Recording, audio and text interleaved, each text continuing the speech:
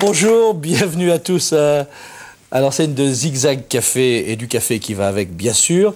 Nous continuons cette semaine avec une invitée que vous avez déjà appris à connaître, Catherine Channen, c'est bien votre nom?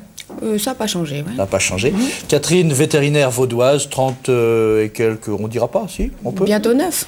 Bientôt 9, 39 ans au Calandre, et quelqu'un qui depuis plus de 15 ans court le monde pour aller prêter la main, en tant que vétérinaire d'abord, prêter la main à toutes sortes d'animaux en danger, qu'il s'agisse de loups en Géorgie, de chèvres au Cameroun, enfin tout ce qui bouge et qui est en danger. Nous avons eu la chance, et qui a 4 pattes, merci pour les autres, nous avons eu la chance d'ailleurs d'être ensemble et de tourner ensemble en Afrique, au Kenya, au Népal, en Thaïlande, des reportages que vous continuerez à voir aujourd'hui.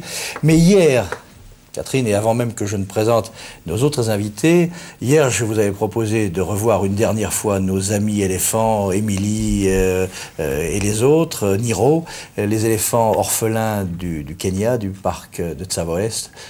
Pour de petites raisons techniques, on n'a pas pu, alors je voudrais surtout ne pas vous en priver.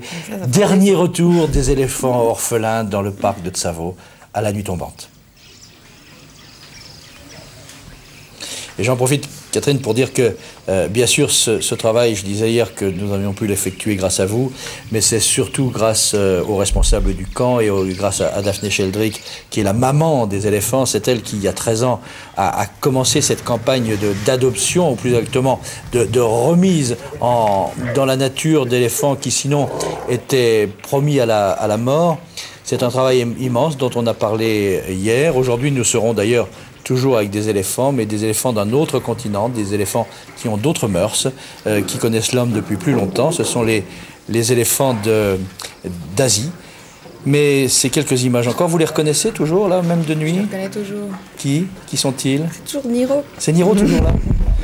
Voyez. Et c'est lui qui s'en va? Non, ça doit être une des grandes. C'est peut-être Ingvesi. Voilà, bah si c'est Ingvesi, je vous crois sur parole. Donc j'en profite, bravo, vous n'avez pas perdu la main. J'en profite maintenant pour présenter nos invités. Nous allons donc parler de faune sauvage, continuer à le faire, un peu plus en Asie aujourd'hui qu'en Afrique, un peu en Suisse aussi.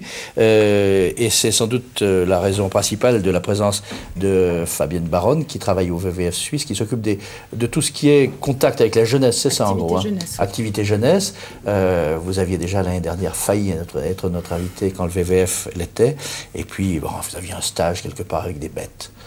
Du coup, ça ne s'est pas fait. Cette année, vous n'y couperez pas. Et puis, à côté de vous, quelqu'un qui était venu avec nous l'année dernière, déjà, Viva Sanchez.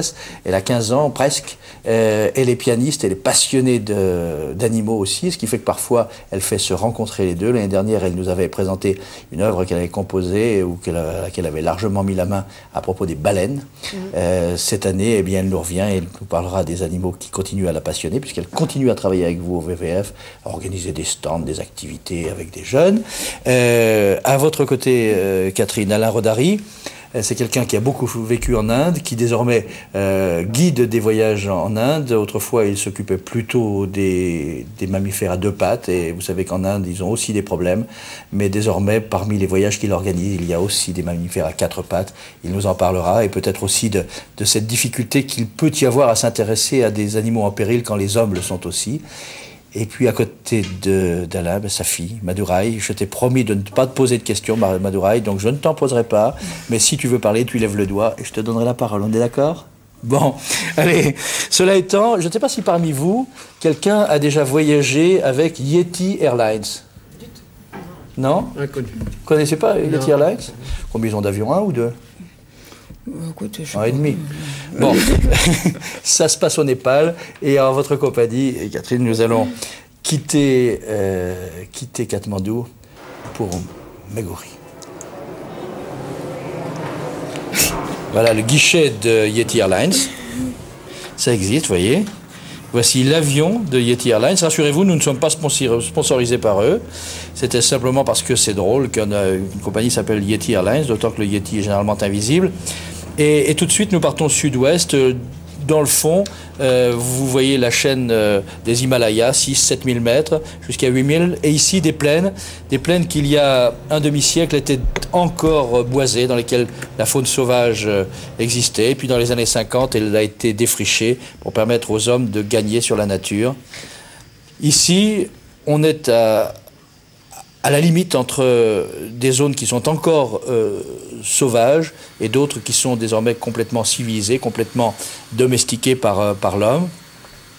Un vol quotidien jusqu'ici, jusqu'à Meguri, et puis ensuite il faudra encore assez longtemps pour gagner le parc de Chitwan et ses animaux, mais puisqu'il y a aussi ici un certain nombre de gens qui nous attendent en espérant bien récolter 1 ou 2 roupies, et c'est bien normal, mais en musique, eh bien, je vous propose de les écouter quelques instants et je vous expliquerai la suite après.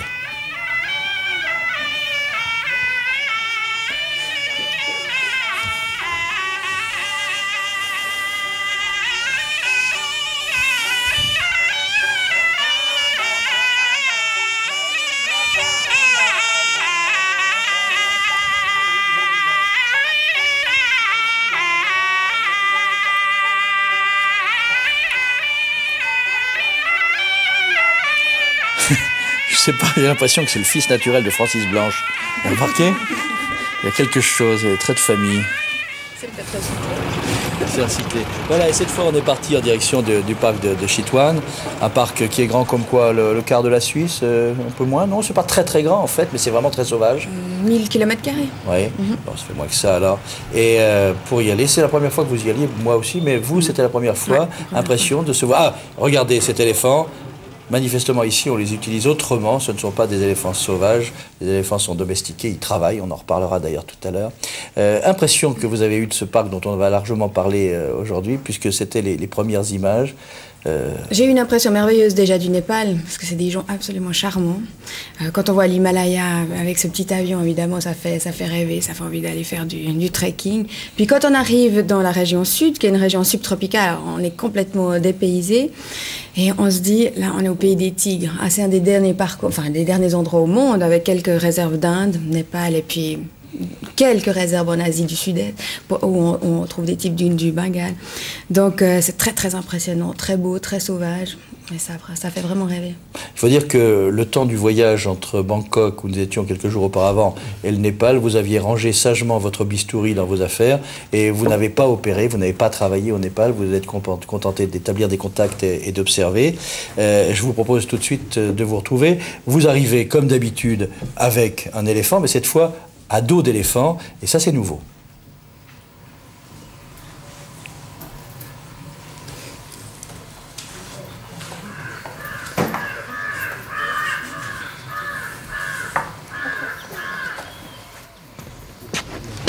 Catherine, hier, on vous voyait vous battre pour que des éléphants orphelins quittent les hommes et retrouvent l'état sauvage. Et aujourd'hui, on vous retrouve, vous, sur le dos d'un éléphant domestique. Explication.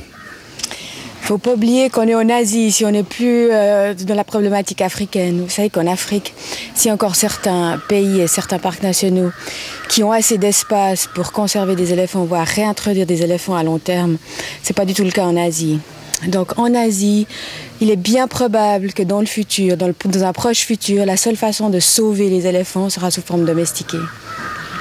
Les choses changent. Ces éléphants, jusqu'à la fin du dernier siècle, étaient principalement employés dans l'industrie du bois. Et comme tout le monde le sait, il y a eu un tel taux de déforestation que les gouvernements asiatiques ont dû stopper cette industrie et les éléphants se sont tous retrouvés au chômage.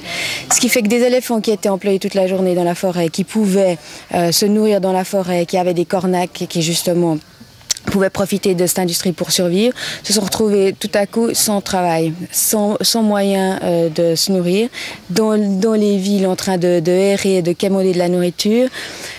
Donc, que faire avec ces éléphants? Le tourisme au secours de la nature, on aura tout vu? C'est pas forcément la panacée, mais enfin, c'est quand même un des moyens d'employer tous ces éléphants qui étaient au chômage. Alors maintenant, il y a certains camps qui se sont faits, qui permettent aux touristes d'aller faire des promenades à dos d'éléphants de la nature. Ici, on est dans un parc national, c'est un des meilleurs moyens d'aller observer des animaux. Ici, on a par exemple des tigres. Les tigres ne sont pas effrayés si les touristes sont à dos d'éléphants. Donc c'est un des bons moyens pour les éléphants de pouvoir survivre, de pouvoir même faire de l'exercice, pouvoir trouver de la nourriture. Et puis aussi, on les emploie d'ailleurs pas seulement au niveau touristique, mais on les emploie aussi au niveau scientifique. Ils servent énormément à la recherche scientifique si on veut aller observer des tigres sans être vu. Enfin, les éléphants ne sont pas une proie pour les tigres, évidemment. Même si les éléphants sont un petit peu impressionnés par les tigres, quand même, quand on voit des tigres ou des léopards dans la nature, les éléphants commencent quand même à s'énerver. Hein. C'est pas tout à fait le calme plat, mais ça fait rien. Les tigres sont pas trop dérangés par la présence des éléphants. Et ils se rendent pas compte en plus que des touristes sont au sommet de l'éléphant. Donc pour eux, c'est une rencontre dans la nature qui peut créer des problèmes. Il faut faire un peu attention au niveau des deux côtés, mais c'est une rencontre normale. Nous allons revenir à l'éléphant d'Asie tout à l'heure, mais puisqu'on voyait très brièvement un tigre, et je dois dire, pour être tout à fait honnête, que vous ne l'avez pas vu sur le dos de cet éléphant, parce que ce tigre a été filmé ailleurs, à un autre moment, il a été simplement rajouté, parce que c'est vrai que rencontrer des tigres, même à dos d'éléphant, ça n'est pas facile. On a vu le bout de la queue d'un, hein, c'est ça? C'est extrêmement difficile, on peut passer des journées entières à se balader à dos d'éléphant. On voit des empreintes de tigres un peu partout, à 200 mètres de la tente, on les entend rugir la nuit. Il n'y a qu'Alex Descotes qui arrive à voir un tigre en restant sur la terrasse du lodge, pendant que moi je vais faire des pistes d'éléphants et tout à coup il y a un tigre qui a passé juste devant la terrasse. Mais c'est vrai que c'est très très difficile. Mais on les suit, on les piste. Donc oui. Il faudrait rester en tout cas un mois avec les pisteurs, des gens qui s'occupent justement de ce projet tigre pour pouvoir avoir la chance d'en photographier. Hein, en tout cas. Oui, parce que le tigre est en plus un animal plutôt nocturne. Alors on a vu l'autre jour des appareils SAPA, qui sont des appareils photo, avec 2 cellules photoélectriques pour permettre de déclencher l'appareil au moment où le tigre passe. Mais comme le tigre est furieux de recevoir un flash alors qu'il se promène tranquillement, eh ben cet appareil photo, il est complètement blindé dans du métal. Et sur le métal, on voit les marques, non seulement des pattes, mais des crocs. Il s'attaque à l'appareil photo. C'est vous dire qu'il vaut mieux ne pas se trouver là quand même. Mais qui a vu déjà des tigres ici? Je peux te poser une question alors cette fois. Madoura, tu en as vu déjà? Avec mon père à dos d'éléphant. C'est vrai? Oui. Précision du papa. Eh bien, c'était au mois de novembre, au Madhya Pradesh, au centre de l'Inde. Ma fille est venue avec ma femme pour justement aller voir le tigre. Et nous avons eu la chance de l'apercevoir à dos d'éléphant. C'est-à-dire que le tigre avait tué la nuit. C'était une tigresse et elle était repue, donc elle était dans les buissons, la patte posée sur sa proie, et qu'elle digérait donc la présence de 2 ou 3 éléphants autour d'elle. Tranquille, effectivement, pas de réaction ni des uns ni des autres, tant qu'une distance limite était respectée. Et tout s'est bien passé, ce qui fait qu'on est resté aux abords du tigre pendant un quart d'heure. C'est vrai? Donc elle commence. Ah, c'est super. C'est très rare, hein, c'est déjà une très grande chance parce que c'est vrai qu'on en voit rarement. Et puis, tout de même, vous parliez de proies du tigre, mais les proies du tigre, ce sont parfois des animaux domestiques, c'est parfois du bétail qui appartient aux populations. Et du coup, c'est un peu la même problématique que le lynx ici, c'est-à-dire que la plupart des paysans des lieux voisins n'ont qu'une envie, c'est de faire disparaître le tigre, pas forcément de le braconner pour la peau, mais en tout cas de le tuer, c'est bien ça, hein? Eh bien oui, c'est un des problèmes des réserves en Inde où la pression de la population fait qu'on lui prend de la terre, on lui interdit des champs pour le bétail et qu'il y a forcément des conflits entre la protection d'une espèce ou d'espèces sauvages et le besoin de survie d'une population. Ouais. Ça nous rappelle quand même passablement le lynx, la Fabienne. Hein? Oui, effectivement, c'est vrai qu'on peut faire des comparaisons. Moi, justement, avec les enfants, je travaille peu sur des projets internationaux, mais plutôt nationaux. Et à l'occasion des tueries de lynx, j'avais justement demandé aux enfants leur avis par dessin ou par slogan. Et j'ai reçu 200 à 300 dessins d'enfants qui s'insurgeaient contre les tueries du lynx. On a un ou deux de ces dessins, là, je me demande peut-être à la caméra d'essayer de les montrer, je ne sais pas si on va y arriver. Ce sont des dessins d'enfants qui sont récents, des enfants de quel âge? 7-8 ans? 9 et 10 ans. 9 et 10 ans. Mais ça commençait déjà plus petit, dès 6 ans, on a déjà reçu des dessins d'enfants, en fait. Et puis ce qui est intéressant, c'est de les valoriser, de montrer que la vie des enfants est très importante, en fait. Enfin, d'une certaine manière, on aurait quand même l'impression qu'en Suisse, hormis peut-être les enfants, mais les adultes auraient tendance à protéger, s'ils sont suisses, à protéger le tigre là-bas, et on pourrait peut-être demander aux Népalais s'ils ont envie de protéger le lynx ici. En tout cas, c'est généralement celui qui est le plus loin de soi qu'on a envie de protéger. Oui, c'est vrai. Et c'est à l'occasion du tigre et de votre campagne pour le tigre que vous avez rencontré Viva. Comment s'est passée votre rencontre? Qui est-ce qui va nous le dire? Viva, vous vous rappelez la première fois que vous êtes vus? Je crois que en fait, c'était à Lausanne, non? C'était une journée pour les dauphins et les baleines. Je ne sais plus exactement comment ça s'appelait, mais j'étais venue parce que j'avais préparé un petit programme en fait qui durait une demi-heure avec des morceaux à moi, des diapositives et des sons marins. Les morceaux, c'est des morceaux de musique. Hein. On va revenir à ça. Vous êtes pianiste et vous composez en rapport avec les animaux parfois. Mm-hmm. Et en fait, voilà, on s'est rencontrés là-bas. Elle m'a fait abonner à Planet Jeune. Ça y est. C'était pas méchant, mais c'était...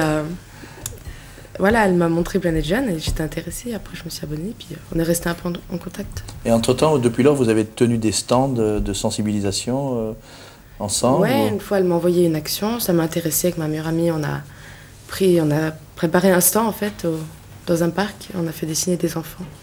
Le goût des animaux vous est venu à quel âge? Vous avez 15 ans aujourd'hui. En d'autres termes, est-ce que ça vous est venu avant, après ou pendant la musique? Ah, sûrement avant, ouais. Sûrement avant? Ouais. Et pourtant, la musique, ça fait un certain temps déjà. Ça fait 8 ans, ouais. Ça fait 8 ans. Vos parents sont musiciens, votre papa, votre maman. Et vous aussi, vous composez. Vous êtes venu il y a un an, vous nous présentez une pièce que vous avez composée à propos des baleines. Ce que je vous propose, il y a un piano là, si vous voulez bien. Et je vais vous demander d'interpréter un premier de vos compositions. Je voudrais simplement, et ça va nous permettre de vous applaudir pendant que vous rejoignez le piano, je veux simplement dire que vous étiez à Paris ce week-end pour un concours Steinway et que vous êtes revenu à Genève avec le premier prix. Bravo, c'est à vous.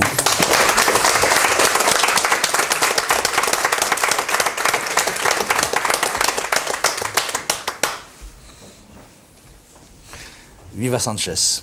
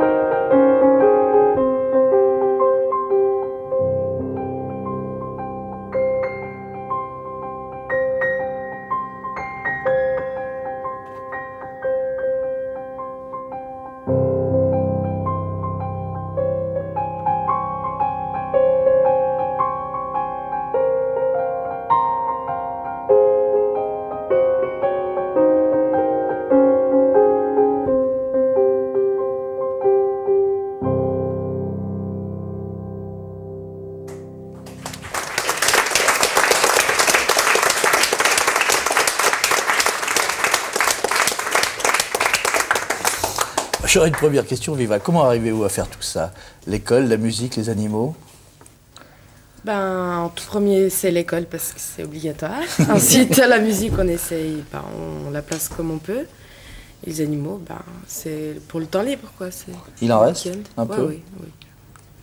Comment ça se passe-t-il, Fabienne, le contact avec des jeunes? Bon, tous n'ont pas forcément le talent de Viva, mais tous ont sans doute l'enthousiasme. Comment se passe le premier accrochage le premier contact et la première envie de défendre des animaux?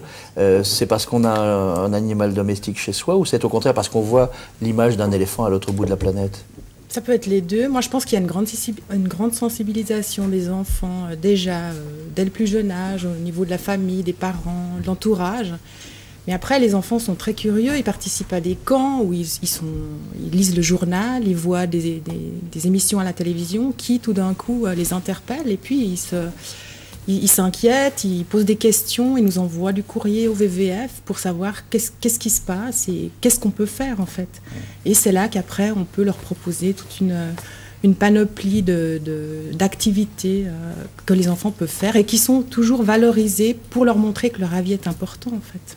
Qui est le plus sensible, les enfants des villes ou les enfants des campagnes? Ceux des campagnes sont en contact, généralement des animaux, mais en même temps, ils les voient en cage, ils voient qu'on leur tord le cou de temps en temps quand on a une fête de famille. Vous avez une petite idée là-dessus? Moi, je dirais qu'il y a énormément de citadins et de petits citadins et de petites citadines, mais par exemple, les dessins qu'on a là sont des dessins qui viennent d'enfants qui sont dans des petits villages du canton de Vaud ou de Fribourg. C'est difficile de dire, mais peut-être que tout ce qui est animaux exotiques, ça intéresse peut-être plus les petits enfants des villages, peut-être. Ouais. Et puis les enfants des villes sont intéressés par les animaux sauvages de la Suisse sauvage, d'une certaine manière. Oui, peut-être un peu plus. Vous, Catherine, vous avez été amenée à faire ce travail de sensibilisation. Il fallait, hein, parce que dans le parc où vous étiez au Togo, parfois il y avait des conflits, là aussi, comme ceux qu'Alain évoquait. Et il s'agissait d'aller, à travers les enfants, essayer de sensibiliser les parents. C'est passé comment ?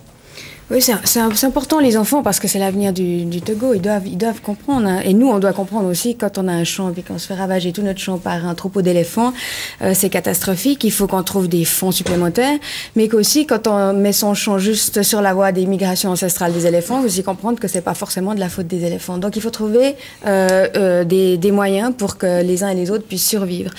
Donc moi, j'étais dans 25 écoles différentes. J'ai discuté avec les enfants. C'était vraiment interactif. On a expliqué un petit peu le problème, on a exposé le problème et on a essayé de trouver des solutions. Et une des solutions pour essayer de compenser leurs parents, il y avait quand même 7000 francs suisses de dégâts dans les champs des paysans au Togo, c'était énorme. Donc pour trouver cet argent, on a demandé aux enfants du Togo de nous faire des dessins d'éléphants dans tous ces états, autant l'éléphant dans son milieu naturel que l'éléphant en train de détruire un champ d'igname.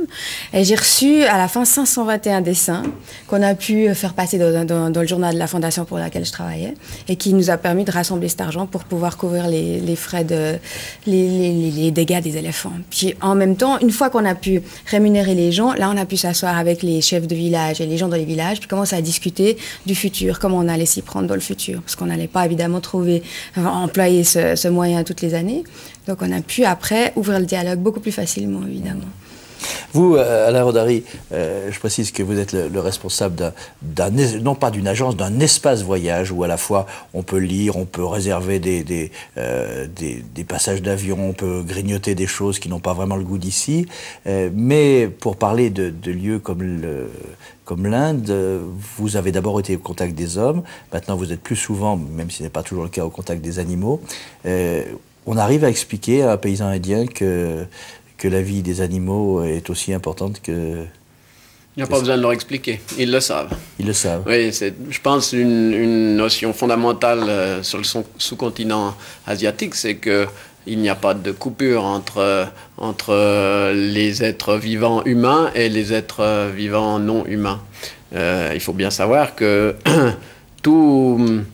toute la religion inclut les éléphants, inclut les singes, hein. Donc ils ont leur place pour s'exprimer. Ils ont une place qui est limitée, qui est la leur, et comme les hommes ont une place qui est limitée, qui est chacun la leur, la sienne, et chacun connaît la place des autres. Donc dans ce monde d'interdépendance, les animaux ont entièrement leur place. Je me souviens d'un jour, un vendeur de thé dans une ville de la plaine du Gange, était envahi par les fourmis. Son sucre qu'il met dans le thé était envahi par les fourmis. Eh bien, il n'a pas écrasé les fourmis. Il a planté quelques grains de sucre dans le mur qui était derrière lui pour que les fourmis aillent se nourrir et se détournent de son étal. Ça indique bien l'esprit. On ne tue pas les animaux volontairement, délibérément. Ce n'est parce que ça fait partie de la vie. Et de tuer un animal délibérément rompt l'harmonie. du cosmos. Et les gens sont habités par cette connaissance-là, très profonde. Et ça change la perspective très fortement, je pense, entre le continent occidental et le continent indien. Et ça explique peut-être aussi les liens très forts qu'il y a entre les éléphants et leurs cornacs. Bien sûr qu'il y a des cornacs qui sont des brutes, mais pas beaucoup. Et ça s'explique aussi par le fait que la durée de vie de l'homme et que celle de l'éléphant est à peu près analogue. Il y a quelques années, j'avais rencontré un Suisse que vous connaissez peut-être si vous êtes monté jusqu'à Chiang Mai, John Evalet. C'est un monsieur qui habitait Genève, puis un jour il a décidé de partir. Il a un petit bistrot là-haut, mais il est passionné par les éléphants. Alors je vous propose de retrouver John dans sa vieille Land Rover à la rencontre de ces éléphants qu'il aime tant au nord de la Thaïlande. Et il n'a pas renoncé ni à Genève ni à la Suisse, ni non plus à sa Land Rover. Il l'a toujours, ce qui veut dire qu'à l'époque elle avait 20 ans, elle en a donc à peu près 30 aujourd'hui. Et c'est là, au nord de la ville, un des lieux où il va le plus fréquemment. Les éléphants, ça sert encore à quelque chose aujourd'hui? Oui, pour le bois, couper le bois, descendre le bois des forêts. Mais enfin, le gouvernement, il y a à peu près 2 ans, a supprimé donc, la coupe du bois pour qu'il reste des forêts. Et il l'utilise aussi pour le marché noir qu'il y avait sur la Birmanie dans le temps, pour passer de la Thaïlande, enfin sur les villes frontières, et partir en Birmanie. À quoi ressemble la vie d'un éléphant thaïlandais, enfin d'un éléphant de ferme? Il travaille, un éléphant, disons, ça va plutôt être le cycle d'un homme. Quand il sera bébé, il va rester avec sa mère, enfin dans les pattes de sa mère jusqu'à 3-4 ans. Et après, ils vont faire leur vie de junior. Et à une quinzaine d'années, on les met dans des camps d'entraînement pour quelques années. Et ils vont vraiment travailler après, quand ils ont un âge d'à peu près 20 ans, et pour une vingtaine d'années. Et après, ils font la retraite, quoi. Donc ils aident, mais ils ne travaillent plus jusqu'à 60-70 ans. Oui, on voit bien dans ce reportage le contact entre l'homme et l'éléphant. Est-ce qu'en Inde, c'est la même situation? Est-ce que l'interdiction des coupes de bois a eu pour effet que les éléphants deviennent chômeurs? Je ne le sais pas, mais on sait que les éléphants font partie de la vie parce que un des dieux principaux de l'Inde, ou une des formes divines principales de l'Inde, c'est Ganesh, c'est le gardien de l'entrée, c'est celui qui a plani les difficultés. Donc dans tous les temples, vous avez une représentation de Ganesh, donc mi-homme, mi-éléphant. À l'entrée de beaucoup de temples dans le sud de l'Inde, l'éléphant physiquement est là, il est là pour justement incarner cette forme divine. Donc il y a là peut-être et sans doute une forme de retraite possible pour les éléphants. C'est clair qu'on me l'a dit justement dans ce parc national du Madhya Pradesh l'autre jour, il y a une absolue interdiction de couper les arbres en Inde actuellement. Ouais. On importe du bois d'autres continents que l'Inde. Oui, or justement l'éléphant, il est domestiqué depuis 4 ou 5 000 ans déjà. Et donc il y a une activité qu'il a toujours eue aux côtés de l'homme et qu'il risque de perdre. À l'époque, il était utilisé dans les guerres, après il était utilisé dans les transports autant des équipements lourds que des humains, après dans l'industrie forestière. Et c'est vrai que maintenant, l'industrie forestière, il est encore très employé dans l'industrie forestière de Birmanie, malheureusement. Birmanie, Cambodge et Laos, qui sont encore des États relativement peu développés, ont encore des énormes surfaces forestières. Et il faudrait qu'on se réveille avant qu'elles soient complètement coupées dans 5 ans. Parce que c'est vrai qu'on dit justement l'Inde interdit la coupe du bois, la Thaïlande interdit la coupe du bois, mais ils vont se ravitailler où? Ils vont se ravitailler justement dans les dernières forêts tropicales du monde. Donc il va falloir, disons qu'on empêche qui va l'empêcher, mais espérons que la Birmanie et le Laos se rendent compte qu'il faudrait peut-être pas faire les mêmes erreurs qu'en Thaïlande.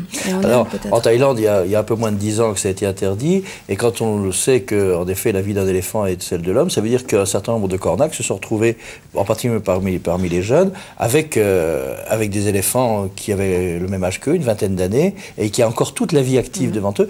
pour essayer de s'en tirer, ben, ils ont quitté le nord, ils ont quitté les zones de forêt, ils se sont approchés des zones touristiques. L'exemple type, c'est Pattaya, hein, j'allais dire le plus grand bordel à ciel ouvert, mais quasiment. Un endroit où généralement on ne se déplace pas vraiment pour les éléphants. Il y a la mer, il y a le reste. Et pourtant, ils sont venus là, tout le village est venu là, les cornacs, leurs femmes, leurs enfants. Et ils viennent là parce que c'est comme ça qu'ils peuvent donner à manger et aux éléphants et à eux-mêmes. Je vous emmène à Pattaya. Voilà la plage. Et à quelques kilomètres de là, ce village qui se réveille lentement au matin. Des enfants du voisinage qui viennent prendre le premier contact avec ces éléphants qui les intriguent tout de même. On commence toujours par les petits éléphants, ça fait moins peur.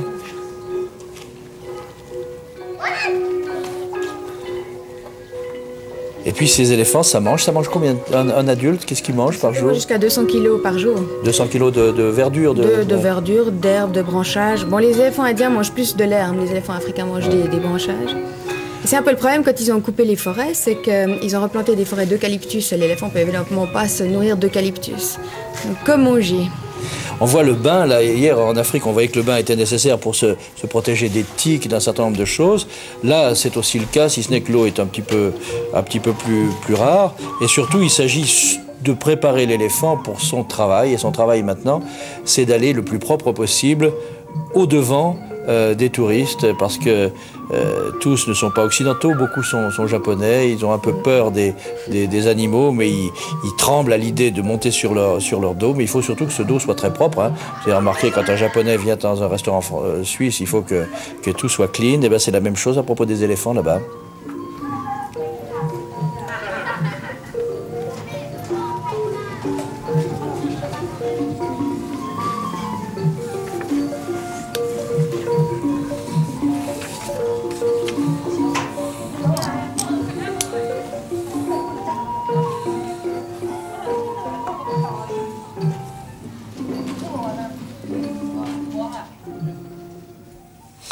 Vous, au WWF Suisse, qui vous intéressez beaucoup aux animaux d'ici, quand vous découvrez les éléphants de là-bas, vous avez l'impression que finalement, il est normal qu'on cesse de leur faire couper des arbres ou aider à couper des arbres et qu'ils terminent leur vie comme ça. Comment voyez-vous cette chose où vous vivez?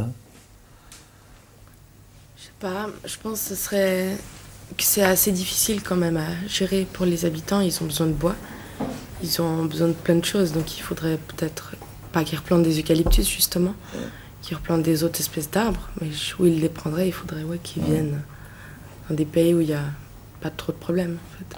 Est-ce qu'il y aura de la place pour des animaux aussi gros, que ce soit en Afrique ou en Asie, alors que chaque mètre carré compte désormais? Est-ce que vous pensez que dans 2 ou 3 générations humaines, il y aura encore de la place pour des éléphants ailleurs que dans des zoos ou dans des cirques?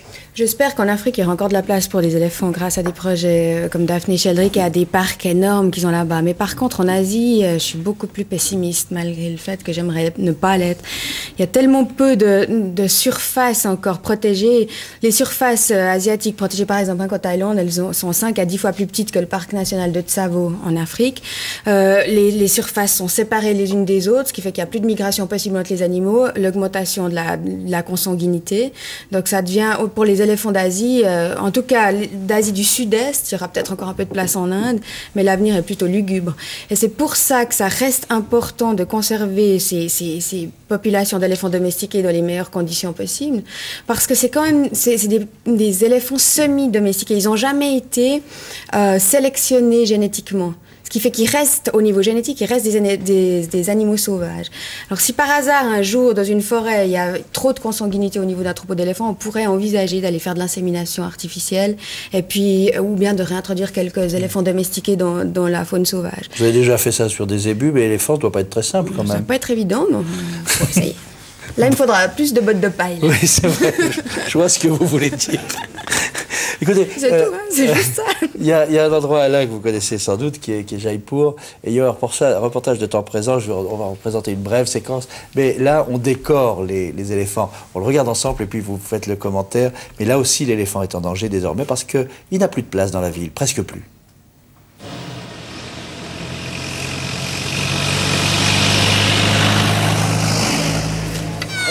À Jaipur, les éléphants sont une telle attraction touristique et sont si profondément intégrés à toutes les grandes manifestations, les fêtes, les mariages, que nous n'osons pas imaginer que cette ville puisse un jour se passer de leur présence quotidienne.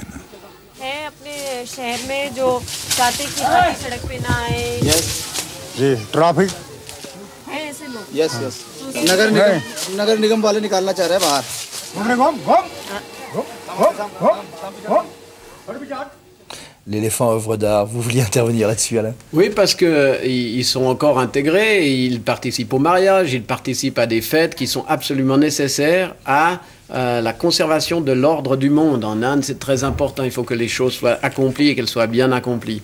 Ils sont peut-être protégés par ça, parce que les Maharajas qui organisent ces fêtes et ces mariages ont besoin de ces animaux-là, et donc ils vont aussi les protéger. Mais il y a des conflits énormes avec le trafic routier, c'est entendu.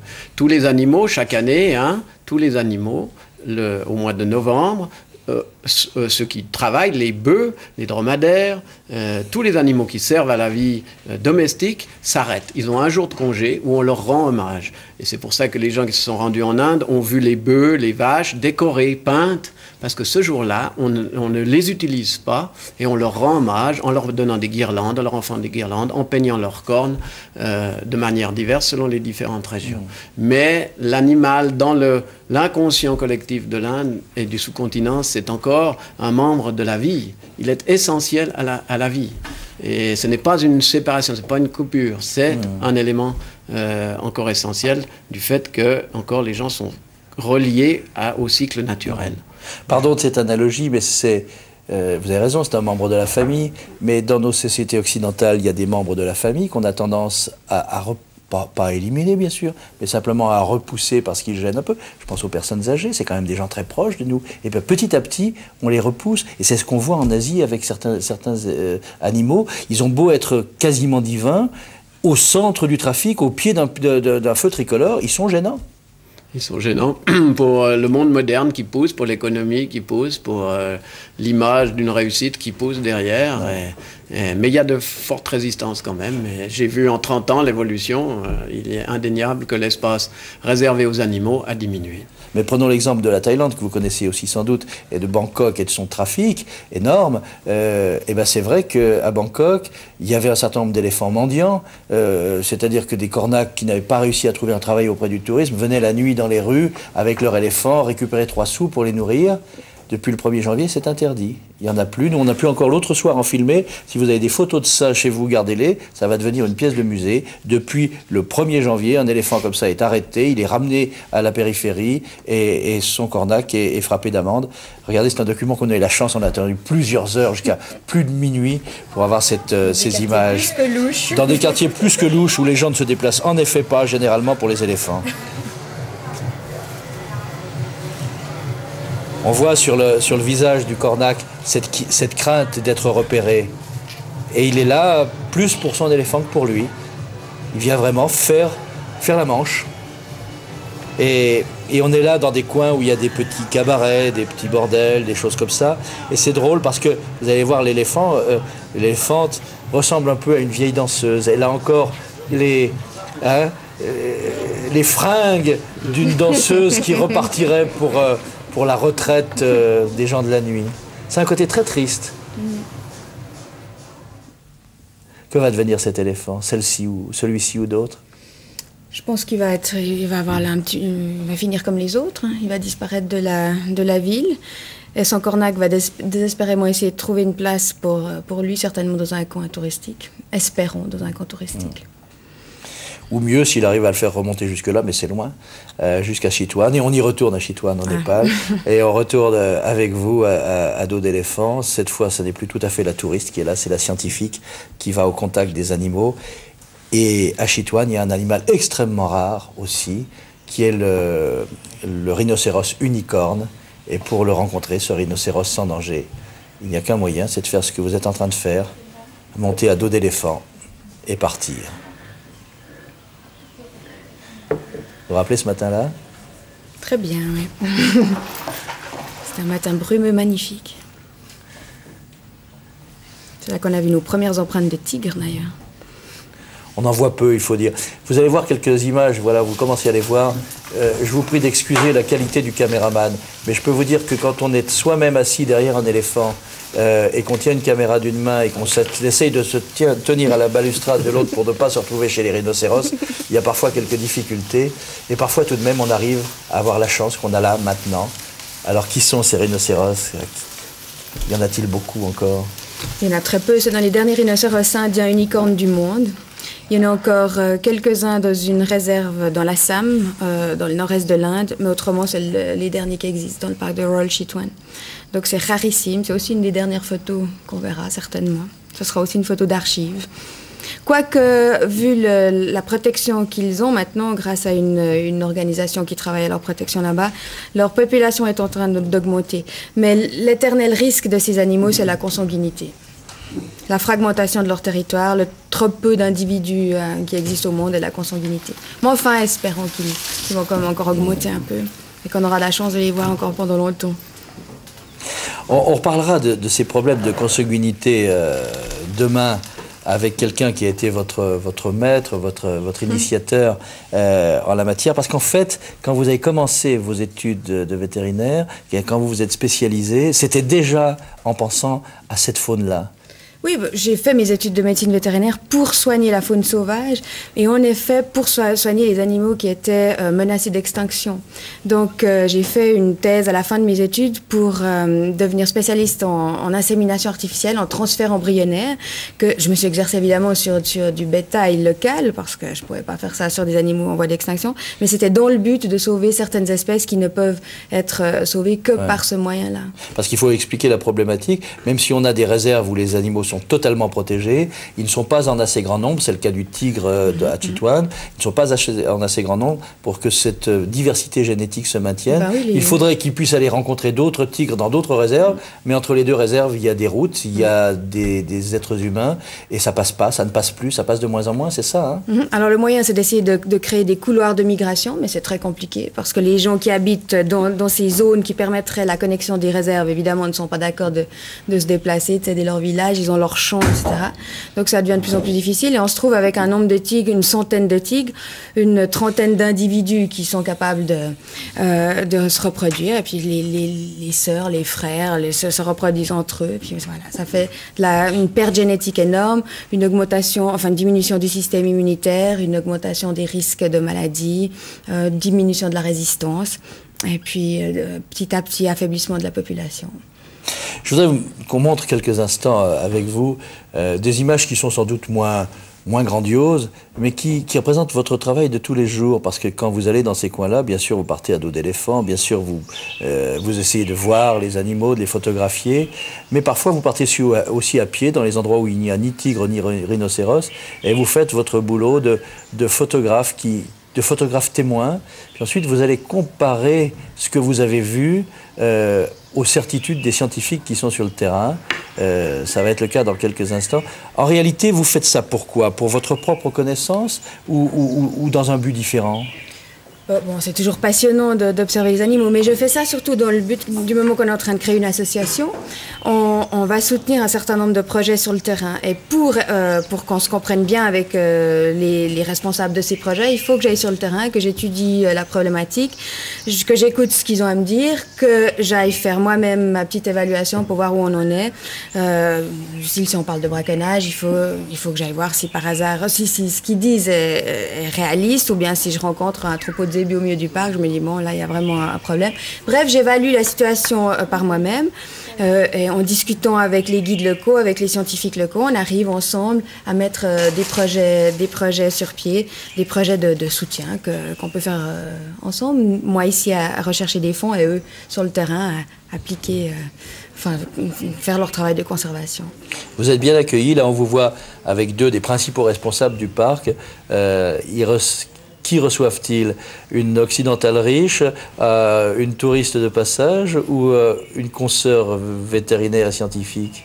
Je crois que là, ils reçoivent une consoeur vétérinaire scientifique. Il y en a un Népalais ici, Sukram, qui a pisté les tigres pendant 15 ans dans ce parc. Et tout de suite, on rentre en contact, je leur explique qui je suis. Bon, un petit peu ce que j'ai fait pour me situer, mais ce que j'aimerais faire surtout. Je suis là pour collaborer, pour les aider. On est là pour essayer de tous ensemble de conserver les tigres et les rhinocéros de ce parc.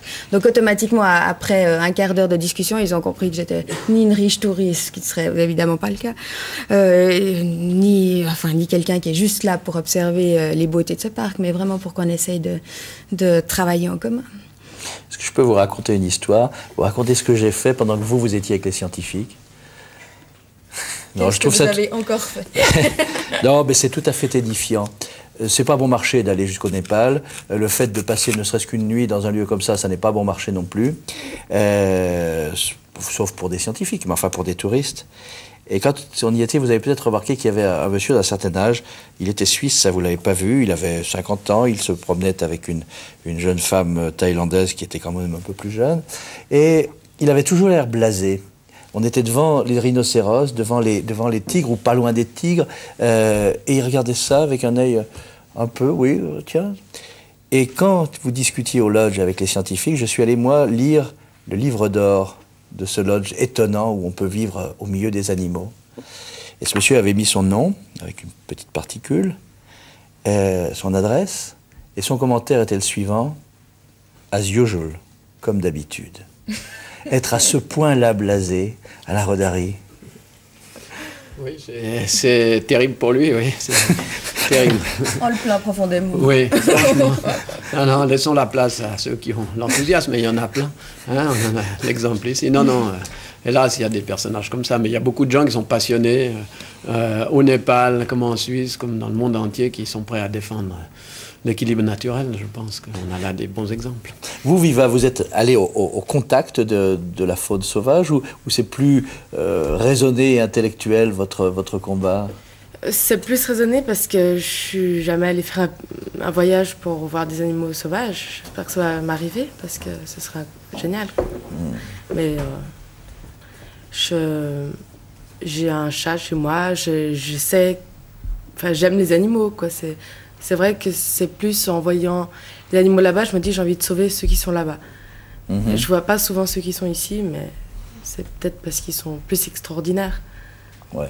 Enfin, vous êtes quand même battu pour le lynx, et on le voit à peine plus, ou même, je dirais, à peine moins qu'on ne voit le tigre dans ces coins-là.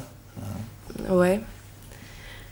Mais il a fallu quand même que quelqu'un, Fabienne Baron, m'envoie une action, en fait, me disant... Attire votre attention, c'est ça? Voilà, parce que je ne l'aurais pas fait toute seule.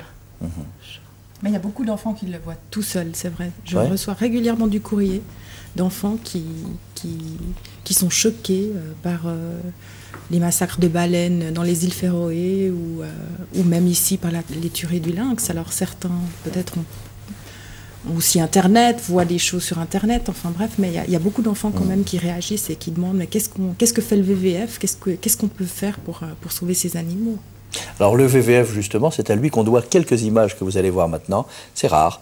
Ce sont des images de ce tigre du Bengale, et j'aimerais que vous nous disiez, en même temps qu'on voit cet animal splendide, ce que vous pensez pouvoir faire à votre petite mesure de cette association qui est en train de naître en Suisse romande. Par exemple, dans le cas de ces... Combien sont-ils? 51? 101? Non, 107 tigres dans le parc de Royal Chitwan au Bengale. Et justement, c'est l'aboutissement de notre discussion avec ces scientifiques dans le parc. On a émis l'idée de créer un programme d'adoption de ces différents tigres. C'est très difficile de prendre des photos de tigres, mais eux en ont tout un répertoire parce qu'ils font des photos nocturnes. Ils les pistent nuit et jour, ils les contrôlent, ils les observent, ils les protègent. Ils essayent aussi de sensibiliser les populations locales. Donc, on va essayer avec ces gens de créer un programme d'adoption de tigres. Donc, tous les gens en Suisse qui sont intéressés par la sauvegarde des tigres pourront participer à ça. Ça risque d'être fantastique. Donc, adopter un tigre, évidemment, mais bien sûr, vous recevez des certificats, vous recevez des choses, mais c'est surtout aider toute la population de tigres, et de rhinocéros d'ailleurs, parce que ça aide l'habitat, l'environnement du tigre, ça aide aussi aux recherches de braconniers, de trafiquants, parce que c'est le parc de Royal Chitwan au Népal est juste sur la voie du trafic de produits dérivés des tigres entre l'Inde du Nord Nord et la Chine, en passant par le Tibet. Donc, ils passent par le Népal, ils traversent les cols tibétains, et tous ces produits prisés par la médecine traditionnelle orientale finissent en Chine par cette voie. Donc, il y a tout un réseau de lutte anti-braconnage qui se crée pour essayer de détecter ce trafic. Donc, tout l'argent qu'on donne pour soutenir un tigre va passer aussi dans toutes ces recherches de protection, de conservation. Et pour protéger non seulement les tigres qui sont encore en liberté, mais quelques-uns qui sont interceptés quand même par des contrôles, justement de braconniers, de trafiquants. Et parfois ce sont des tigres petits, puis ils vont grandir dans une cage, et à la différence des éléphants, ils n'ont aucune chance de retourner dans la nature. J'aimerais qu'on voit d'ailleurs les images de ce très beau tigre du Bengale, mais derrière des grilles. Un tigre comme ça, vous l'avez filmé, c'est vous qui l'avez filmé, ça se trouvait en Thaïlande ça se trouve en Thaïlande, près de Mae Hong Son, dans un refuge d'ailleurs qui a été créé par la reine Sirikit. C'est une magnifique bête qui a été trouvée toute petite. Justement, elle a été confisquée à la douane, enfin sur les routes du trafic de tigres. Une petite bête qui était certainement destinée soit à finir dans une ferme de tigres en Chine, soit à finir sous forme d'eau en poudre dans une potion médicinale quelconque. Alors évidemment, c'est des prédateurs. Ils n'ont plus l'habitude de chasser leur proie. Ils ont été sortis de leur milieu naturel. Ils n'ont plus l'habitude de chasser leur proie. Ils n'ont plus peur des humains. Ce qui fait que réintroduire une bête comme ça, en admettant qu'il y ait assez d'espace pour le faire, c'est toujours le problème déjà de l'espace, c'est des bêtes qui ont beaucoup de chances de ressortir du parc en se disant tiens, il y a des humains, c'est associé à la nourriture, on va y aller, puis ils vont aller faire des ravages au niveau des fermes des paysans. Donc celui-là, même si on l'amène avec les tigres en liberté de Chitwan, il est perdu. Il sera peut-être pas forcément accepté par la population de Chitwan en l'occurrence, hein. Mais il sera apparemment, il sera perdu. Il ne sait plus chasser, il ne sait plus se comporter de façon normale dans son milieu naturel. On continuera à parler de ça demain, en particulier autour de ce que vous disiez, dans le respect des animaux, on ne tue pas un animal, en particulier chez les bouddhistes, et en Thaïlande c'est très net, parce qu'il y a des chiens errants plein les temples qui attendent que les moines laissent tomber quelques miettes des gamelles, et puis parfois ces animaux deviennent préoccupants parce que ils sont porteurs de maladies pour les humains, pour d'autres animaux. Alors on vous les amène, enfin à l'endroit où je vous ai rejoint en Thaïlande, on vous les amène, et puis vous commencez votre travail de vétérinaire, vous les épucez, vous les vaccinez, etc. On les castre, on les stérilise. Non, c'est vrai que on avait 240 chiens autour de nous, et c'est un des principaux refuges du gouvernement qui justement recueille tous ces animaux victimes du trafic et du braconnage. Je vous interromps 30 secondes, je voudrais demander à Viva, autour de l'ours blanc, c'est le nom d'un autre morceau qu'elle a composé, si elle veut bien rejoindre le piano. Et c'est avec vous, Viva, que nous conclurons, mais je vous laisse terminer, Catherine. Qu'est-ce que je disais? On était chez les chiens. Bon, oui, les chiens. Oui, donc 240 chiens qui sont autour de nos animaux sauvages, qui risquent de leur transmettre rage, gale, parasites. Donc les moines, on a fait un accord avec les moines du temple. Eux s'occupent de leur nourriture, et la société avec laquelle je collabore en Thaïlande s'occupe de leur créer des enclos adéquats et justement de les stériliser, castrer, déparasiter, etc. Donc ces chiens vivent en relativement bonnes conditions, mais on ne sait pas très bien où ça va s'arrêter, parce qu'on en a déjà 240. On ne peut pas les euthanasier. Tout animal en forme ne peut pas être euthanasié. On voit ça demain, merci. Et donc dès maintenant, rendez-vous. Alain, merci. Merci de ce regard que vous avez porté et sur les hommes et sur les animaux. Madurai, namasté. Et puis Fabienne, vous aussi. Vous, on vous retrouve. Et Viva, merci d'avoir été avec nous. C'est à vous. En terminant.